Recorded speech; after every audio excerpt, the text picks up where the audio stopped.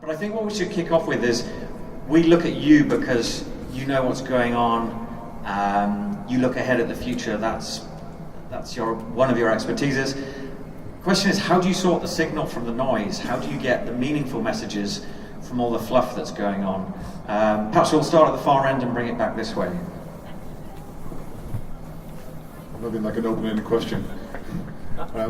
So the first thing I'll say is I read and consume a huge amount of information. I look for repetition within the information. And the second thing I'll say is, because I started off born on 4,000 acres of farmland and went into software development, and then I went into telcos, and then into startups, I've got a wide diversity of experience. So it's looking at a problem from multiple lenses, or looking at a trend from multiple lenses that says, yes, that's more likely to be true, or no, that's a fluke. I would say read everything, obviously go to everything, but I would say look for the pure voices. So I always see someone who's maybe not saying the same thing twice about the same company, who's actually critically thinking about things and that sort of stuff. You can go along with everything, read everything that The Verge puts out, TechCrunch and that sort of stuff. If there's no analysis, stop reading it. It's pointless. You just get the press releases pumped out. No one's got time to do it right. So if you've got that voice that you sort of like can crystallize and go, do you know what, I really trust that person, he gives me both sides, find them and keep them and try and find other ones and that sort of stuff. Well, similar, really. Yeah, a lot of reading and digesting information, but that only goes so far because we have information overload. So my suggestion is that you gain your own opinion, and with an opinion you start to gain your own lens, and then you start to filter what is more important to you and what's more informational to you, and then also triangulate occasionally, every so now and then, when you solidify your opinion about something, triangulate and try to understand what other people are saying about that, because that might actually be very important, and to pattern recognize things. So repetition and pattern recognition is really important skill, I think. Apart from like what has been said, reading Twitter, different type of news, but also look what other startups out there are doing and what they are experimenting with, and also not focusing only on Europe and US, but look at markets like China and India and what they are doing with technology that sometimes might be more than what Western countries are doing. Yeah. I think it's really hard. I tend to read Hacker News like every day and look at the comments. I think over time I've built up a bunch of very smart people who I can trust, but I think just generally it's a hard problem. And then I think it's being aware that you're subject to bias is just like anyone else as well. But yeah. Cool, thanks very much. So second up, I was thinking along the lines of might change my mind actually. I guess I'm most interested in what are the questions you want to see answered in 2018. What are you fed up with the myths going around? So probably the easiest way to think about it is, what myths are you fed up with around technology and emerging things that you think are full of misunderstanding, and you like to sort it out? So you can burst a myth. What would you want to stop going round and round and just sort out once and for all in 2018? Is that helpful? I'm really, really fed up with the whole fact that media companies are convinced the only way they can make money is from advertising and from massive amounts of consumer data. They've completely lost the idea that actually media serving the transference of information and journalism is totally secondary to capitalism and the whole data machine. And I think that with GDPR and everything else, that's going to get broken, and we're going to find true value exchange again in media, not just exchange of attention for cash. I'm trying to remember the question, sorry. I'm just going to talk about a bugbear I've got and that sort of thing. Sorry, completely ignore the question, do that. Personally, I have a problem. So I was born in media, and that's the thing over in the States. I have a real problem with the words fake news and that sort of stuff. I call it misinformation. We've, as a nation, been under misinformation for a long time and that sort of stuff. I want people to make a commitment with me right now. Put your hands up and say, I will not use the words fake news in 2018, because you are just perpetuating that misnomer. If you call people out and say misinformation and start like citing stuff, that's your job now. Unfortunately, it's not a great job. You're not going to get paid for it, but you've really got to stop that myth. That's how you bust myths. You correct the information. That's what we've got to do, and you've got to promote the good stuff as well. Everyone's got an agenda. Everyone's got bias, and like you say, but I think that for me is the biggest thing that I really want to see, because once you get that, you get that signal back. You get rid of the crap that's out there, and you start focusing on that signal again. You start getting better and better and better information. I think for me it would be that technology doesn't have to be as complicated as it is. It's complicated because corporations are always fighting over IP and trying to own the space, and it doesn't have to be that way. So I tend to think that a more open sourced approach is a really useful approach to try and go for, and that the other thing would be that XR or VR is just for games. I don't think that's true at all. I think extended realities are something that will affect us all in the future, and hopefully if we remember that open source software and open source associations are to be used rather than short-term consumer gains, then we might have a chance at having a better life, really. So for me, something that really bothers me is people that think that AI is magic. It's not magic, it's data, it's algorithm, it's process, and it's iteration.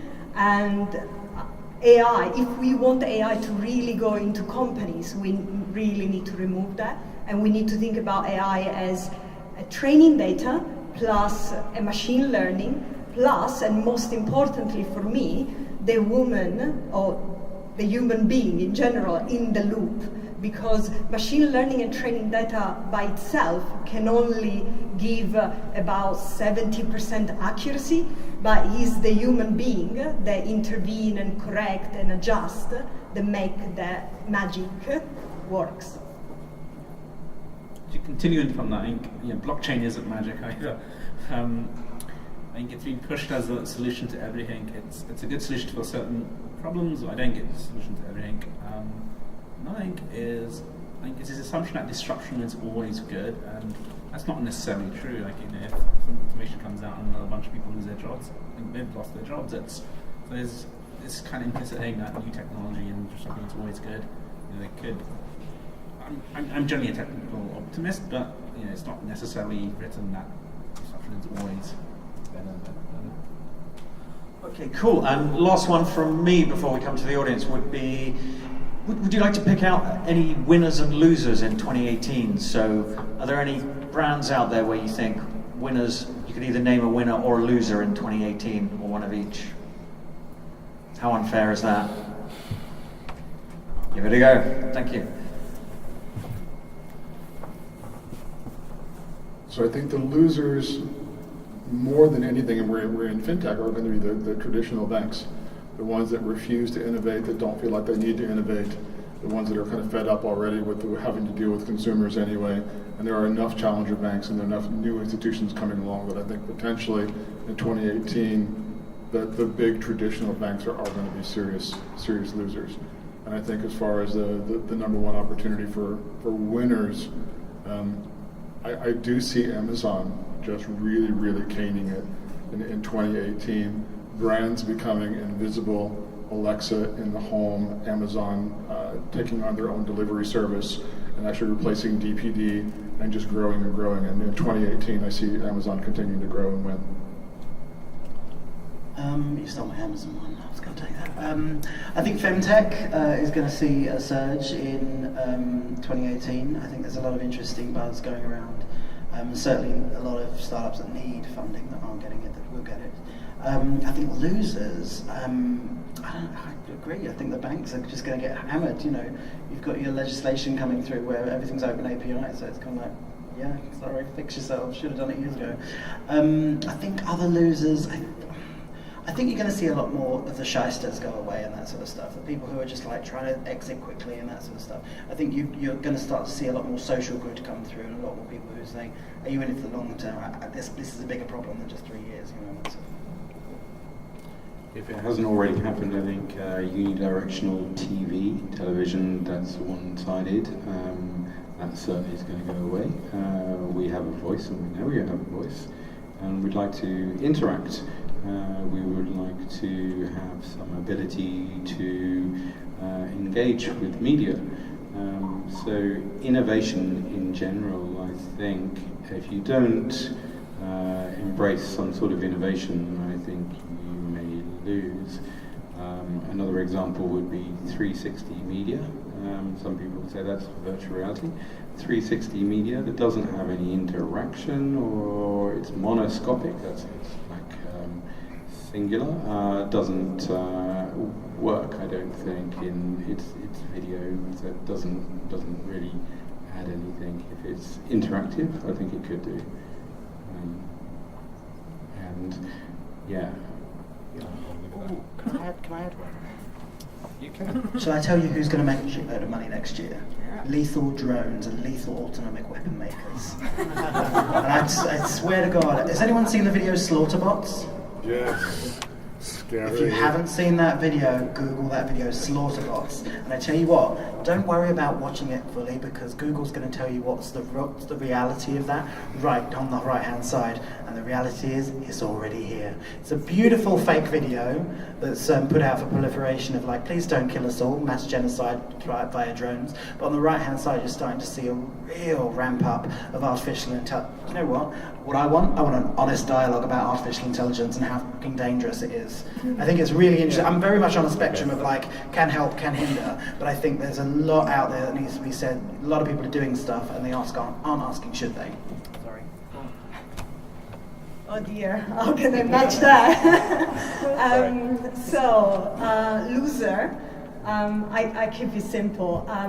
Anyone that do not embrace change and innovation, inevitably they will be the dinosaurs of our era. And winner, I think people, according to also what you said before, people that do not put technologies or specific technology into boxes, like VR is just for games, or AI is just for like some creepy person like behind a big server machine.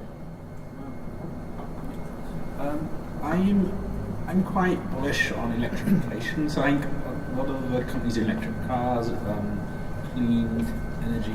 We're going to do really well in the next few years. And conversely, like anyone in coal, if you're in coal or oil, I think there's a downward trend on any carbon intensive. I also think like the big five, like Amazon, Facebook, the network effects they have because they're so big, like, it's going to make them more and more entrenched in the markets they are. So it's going to be quite difficult for a lot of good startups just to attack the big five. Okay, great. We've got 2 microphones up and running. So who's ready for questions out there? We'll get round as many as we can, probably just a sort of 7-8 minutes now. I think a lot of people who don't necessarily know a lot about it think that Bitcoin maybe and cryptocurrencies is a whole bubble. What would you say to those people that think it's a bubble? And do you think it's a bubble?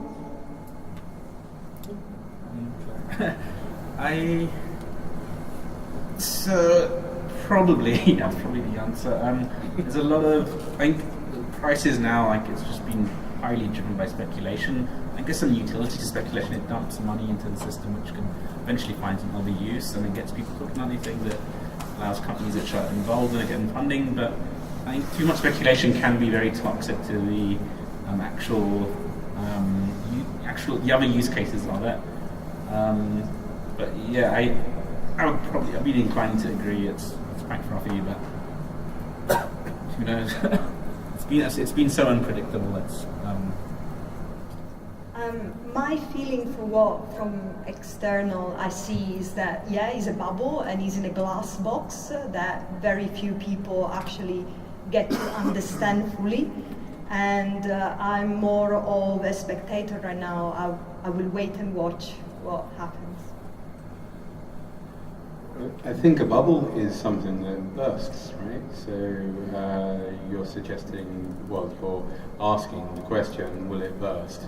I think there'll be corrections. There's corrections in every, you could think of cryptocurrency as stock, or you could think of it as an actual currency, like fiat.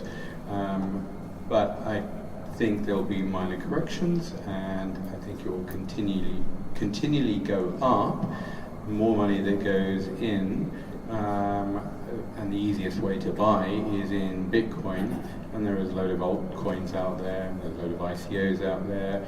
It's a wild west at the moment, but I think on the whole things will generally go up if you pay close attention to the signals and you know how to trade. Is that enough? Do you want more? I feel like we've had three people say the same thing. Sounds good. Sounds good. So we'll move on to the next one. Hang on, we got one more. Oh, go for it. And I'll do it quickly. What is a bubble? Is Bitcoin as a cryptocurrency a bubble? Is Bitcoin's price a bubble? Is the underlying technology a bubble? So I think each one of those really needs to be clear as to what are we asking about. I think if you look at what happened with the fork, with Segwit 2 and Bitcoin Cash and Bitcoin Gold, it was the single biggest threat to Bitcoin. Now Bitcoin Classic fended it off, but it could indeed have wiped it out. And what I think that cryptocurrency will indeed survive. I don't know that Bitcoin will be the winner in the end. Cool. Okay, next up. Right there. So you guys all brought it up in a very kind of slight, subtle way in some bigger ways. So with social media becoming more and more popular and lots of people using it as their only sense of information, will 2018 be the death of the old traditional media people like the Times, the Guardian, the Independent, etc., because people do Facebook and Twitter instead? So Time Inc., as well as Sports Illustrated and a number of other magazines, was just sold this week to some Koch brothers investment funds, and I think that traditional media is really, really struggling to evolve and to adapt to the current landscape. And I'd say that their business model or failure to adopt their business model is much more of a threat than it is the Twitter and the Facebook feeds.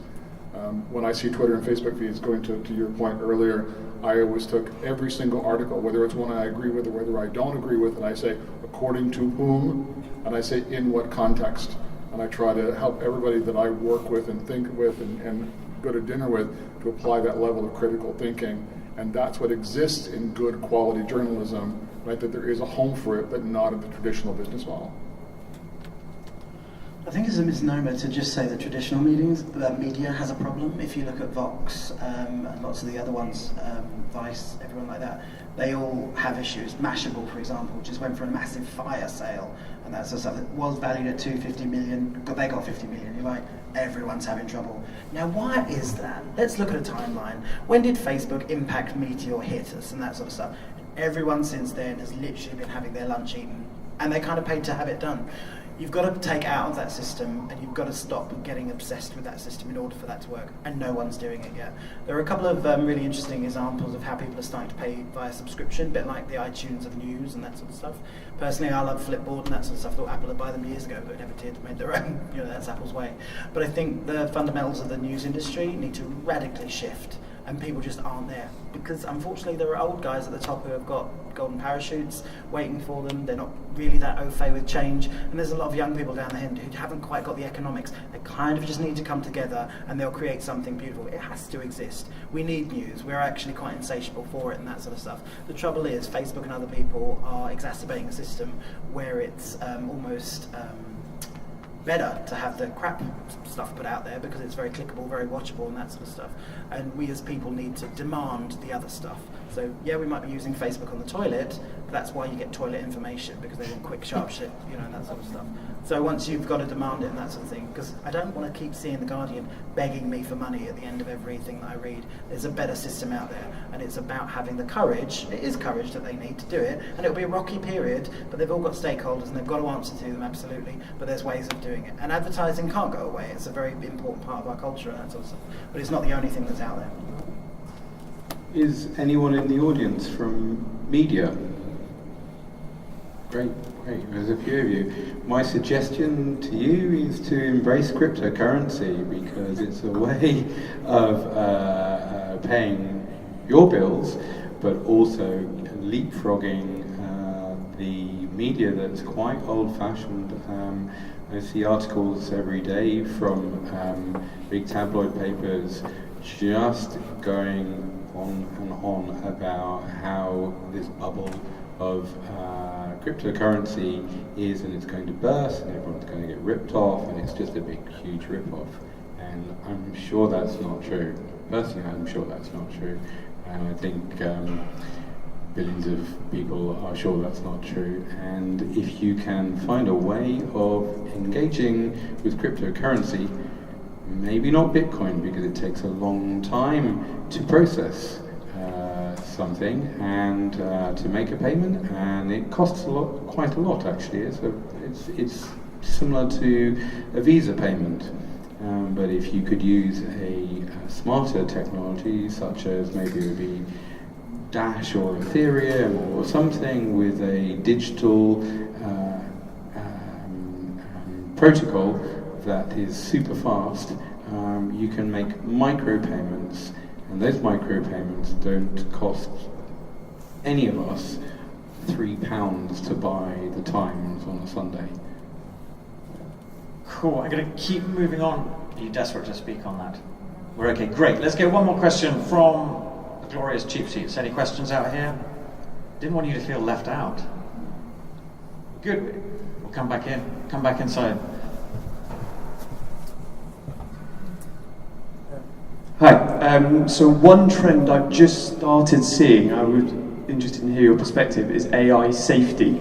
So you talked about killer robots. I'm not talking about that. I'm talking about currently AI or machine learning is seen as a black box. You throw it some data and it gives you an answer, but it's really hard to explain what exactly the AI has done, why has it chosen these outputs, and particularly in fintech, that's really important, especially regulatory. Is this something you see? Where do you see this going? What are your views on it? Thank you.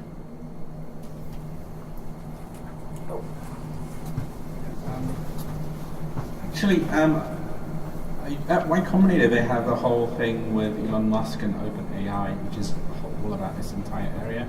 I think most people are just way too smart for me. I think it's a problem. It's probably not going to be a problem very soon, but because it's unpredictable, you don't know. I think it will start off with just trying to understand some of these simpler machine learning things. What are they doing? Why are they working? It might even be for legal things. It's like, if you refuse to give insurance to someone because the amount of them said so, is it discriminatory? I don't know. It's a big unknown. Some other smarter people will figure it out, hopefully. I think it's not a problem at the moment, or I don't see that at the moment, because AI is quite at the stage where it's mostly driven by machine learning, so an algorithm that can be not, let's say, pen and paper written, but you can derive what's the rule behind it. Where I see a paradigm shift is when AI starts to learn. And this is where you basically are up to the machine and what the learning is going to be based on what the input was. So let's wait.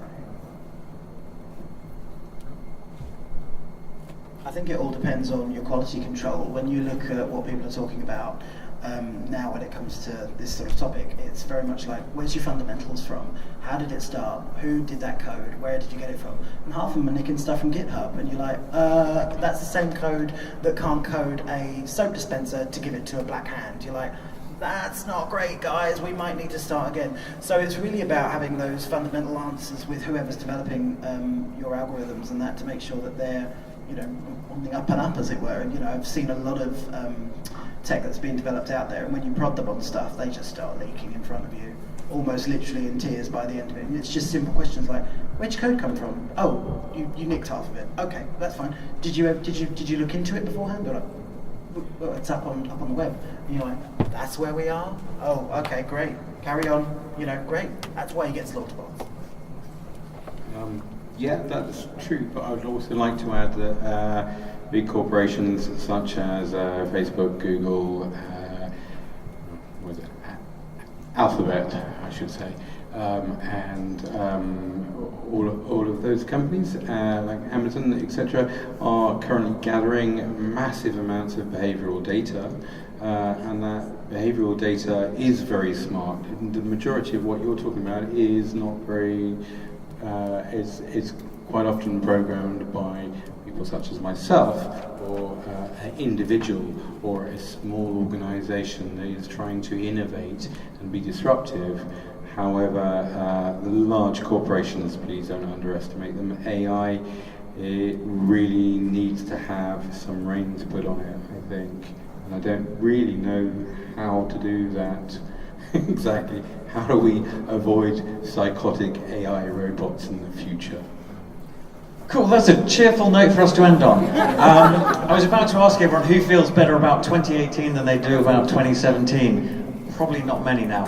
Hold on. We should count. Okay, I was just going to stop and ask, as a final thing, basically I was going to ask all the panelists just to say if there's one thing that they'd like us to remember about their view on 2018, feel free to make it a positive one. So we'll just ask to finish off just one bit of good news about 2018. How about that from each of the panelists? Oh, if you can think of any. If not, go dark.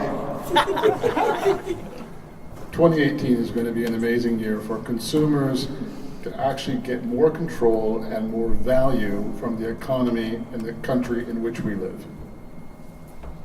Be under no illusions. It is the best time to be alive, okay? Living longer, living healthier, more babies born out of poverty and that sort of stuff. The trouble is the tech is keeping us down a little bit. So that's all we've got to do is readjust our sort of things. So that means popping that filter bubble, taking a bit more time, maybe deleting the Facebook app, I hate to say it. Or if you want to go a halfway step, just move it from the front page of your smartphone. You'll see your usage drop about 50%. Hand to God, it absolutely happens. So I'd say take advantage of it and keep that positive head on. It's me, I'm sorry. I've talked about some negative stuff today. It's important to see the dark with the light. Technology can free us all, quote unquote. Someone said that, much smarter than I. But I fundamentally believe it can enslave us as well. But it's important to remember to try and free us first. Actually, I totally agree with both of what you said. I'm very optimistic about the future, or the near future anyway. It depends on how we as people interact with the technology. You just said about technology can enslave us and it can free us. That is absolutely true. It is your choice how it enslaves you or frees you.